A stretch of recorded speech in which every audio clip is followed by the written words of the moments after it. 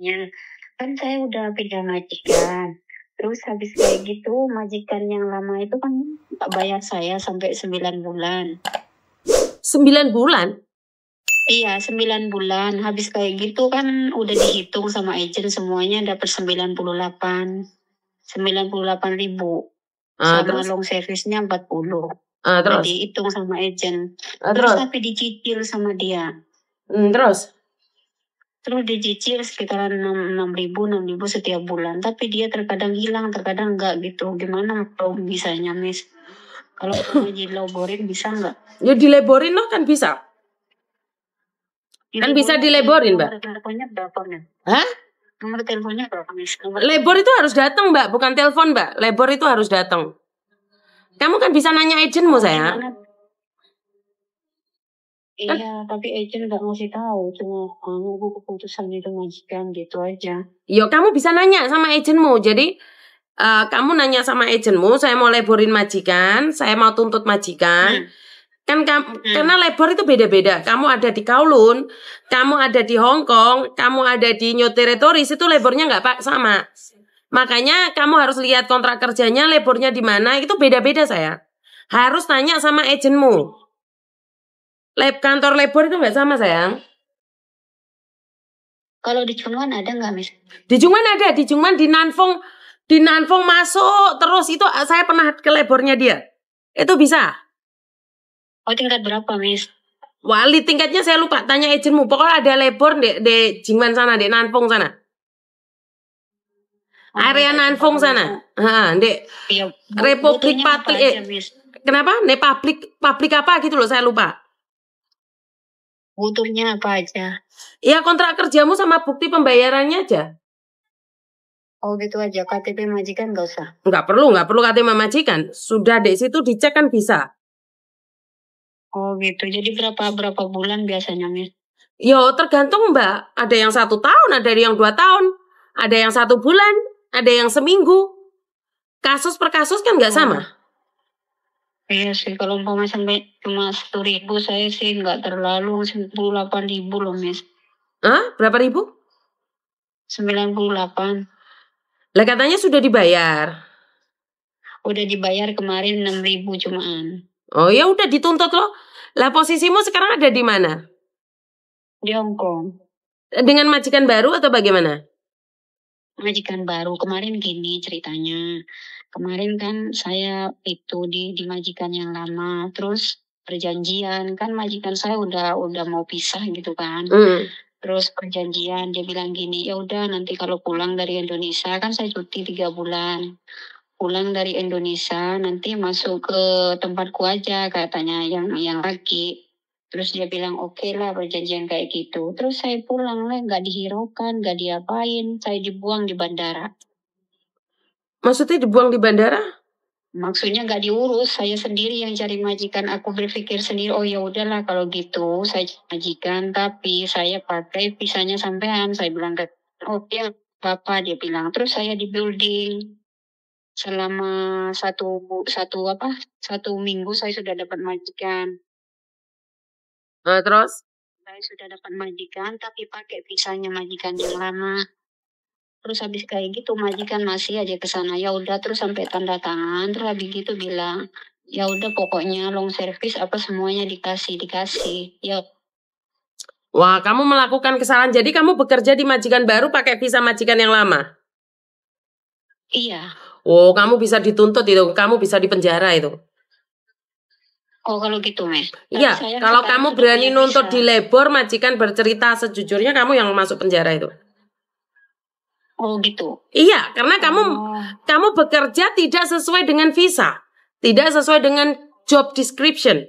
Karena itu kalau mau nuntut seseorang pastikan kamu tidak bersalah. Oh gitu. Makanya Miss Yuni tanya sebelum kamu nuntut kamu bersih nggak? Kalau kamu pernah melakukan sesuatu, contohnya kamu memakai visa majikan, walaupun mereka punya utang sama kamu, terus kamu pakai visanya dia bekerja di tempat lain, majikan balik ngomong kamu yang bersalah, kamu yang dipenjara. Oh, tapi saya sudah tanya gini, ini apa ada risiko sama itu loh, sama sampean bilang kayak gap. apa gitu daripada kamu di luar nanti dikejar-kejar sama Ya itu polisi, terserah katanya. Mbak. Saya berbicara berdasarkan fakta dan pengalaman. Kalau kamu pingin coba saja, tetapi jangan menyalahkan keadaan.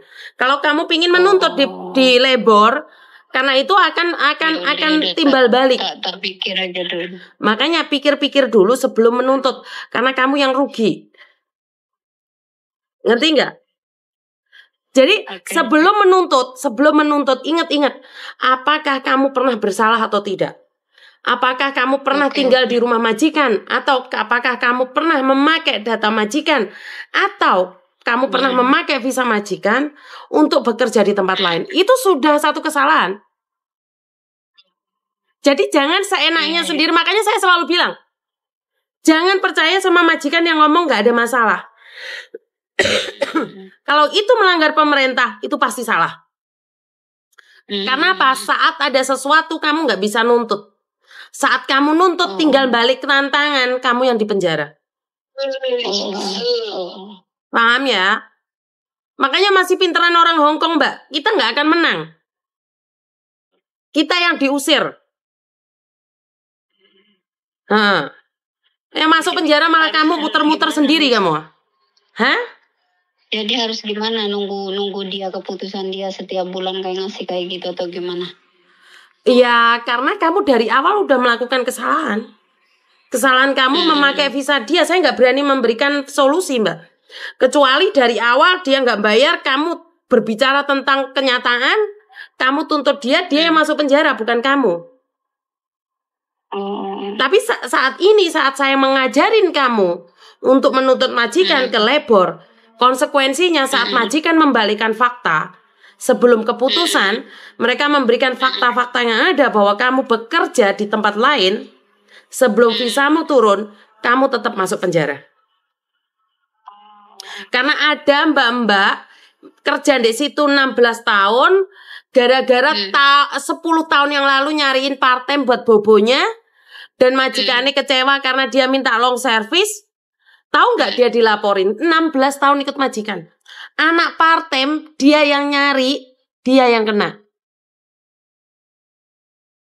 Ini bukan guyonan ya. Jadi jangan pernah menyepelekan ini. Karena kamu melakukan kesalahan. Di Hong Kong tidak boleh part-time. Lah kenapa mbaknya ini cari anak overstay untuk part-time di rumah majikan? Dan majikan tidak mau ngasih long service. Dituntut sama anaknya di labor. Setelah dituntut, majikan bilang saya ngasih. Tetapi tahun 2012 kamu pernah carikan saya anak part-time dan anak itu anak OS. Kamu harus bertanggung jawab. Akhirnya apa? Anak Indonesianya yang kalah masuk penjara, Mbak. 6 bulan di penjara. Jadi harus gimana nunggu keputusan dia aja? Ya berarti kamu yang salah malahan, Mbak. Jatuhnya kamu yang salah. Jatuhnya kamu yang salah. Selain menunggu kamu gak bisa melakukan hal lain. Kalau itu memang benar loh ya apa yang kamu sampaikan ya. Karena saya kan tidak tahu kenyataannya, ini berdasarkan pengalaman saya. Kamu boleh percaya, boleh tidak. Tetapi ini berdasarkan pengalaman saya selama saya ngurusin anak-anak di luar sana. Jadi kalau bercerita sama orang harus lengkap. Karena kalau nggak lengkap dia ngasih solusi suruh ke labor dan pada akhirnya kamu yang salah, kamu yang mampu sayang. Oh iya. Ngerti ya? Saya telepon dulu sebelum saya melakukan sesuatu. Karena saya tidak ingin kamu melakukan kesalahan. Iya benar. Paham ya? Iya paham. Ada yang lain lagi? Saya nunggu per bulannya aja ya Miss ya. Betul. Masalah itu kamu harus nunggu. Karena kamu nggak bisa melakukan apapun. Oh ya udah. Iya. Oke, makasih ya Mbak. Yo. Ojo kulak molo ndek negarane wong. Jangan macem-macem dengan negara orang. Kenapa? Sehebat apapun kamu di sono itu cuman cari rezeki, numpang golek rezeki. Jadi jangan pernah melanggar peraturan yang ada. Walaupun ada orang ngojok-ngojokin kamu, ada, keluar aja lah. Kamu nggak mungkin diusir, udah tentang sajalah. Udahlah seperti ini, seperti jangan percaya. Karena saat kamu diusir, nggak akan ada siapapun yang menolongmu. Kecuali dirimu sendiri. Begitu juga dengan mbaknya ini. Sudah tahu majikan nggak kuat bayar, itu langsung dituntut di labor. Jangan pernah pakai visa majikan untuk bekerja di tempat lain. Kamu melanggar peraturan. Jangan pernah mau mencarikan majikan part-time saat kamu pulang ke Indonesia. Kalau majikanmu selamanya baik, kalau majikanmu selamanya benar-benar sayang sama kamu, nggak ada masalah. Tetapi giliran kamu tidak disukai majikan, kamu diancam. Dan kamu dipenjarakan dengan hal-hal yang sepele. Jadi jangan pernah mengatakan yes atas semuanya. Katakan tidak jika kamu tidak setuju. Jangan mentang-mentang majikan baik, enggak. Kerjakan sewajarnya. Jangan melebihi kekuatanmu. Jadi ini yang selalu saya ingatkan buat teman-teman ya. Kalian disuruh motoin anak majikan, padahal majikan selalu pingin lihat, Cece, Silo sudah mandi belum? Anaknya lagi mandi di foto, nggak pakai baju. Tahu nggak, bisa dipenjarain, Mbak, 3 bulan. Padahal yang nyuruh majikannya. Kenapa? Harusnya ditutupin anduk ini anak. Kenapa anak ini telanjang gak difoto? Masuk penjara, Mbak. Gak guyonan saya itu. Makanya banyak sekali anak-anak yang menyepelekan informasi-informasi dari saya. Tapi saya tidak akan pernah lelah. Karena saya melakukan ini dari zaman dahulu. Dari zaman dahulu kala. Saya melakukan ini selalu mediasi atau selalu berbicara satu sama lain. Jadi kalau tiba-tiba ada orang mengatakan ini itu, apalagi backgroundnya dia bukan agent. Yang aneh lagi, kalau ada orang membantu pasti dibilang agent. Kalau membantu itu pasti agent. Yang saya bantu malah bukan anak saya loh. Yang saya bantu anak-anak luar. Saya memberikan edukasi ini untuk anak-anak luar.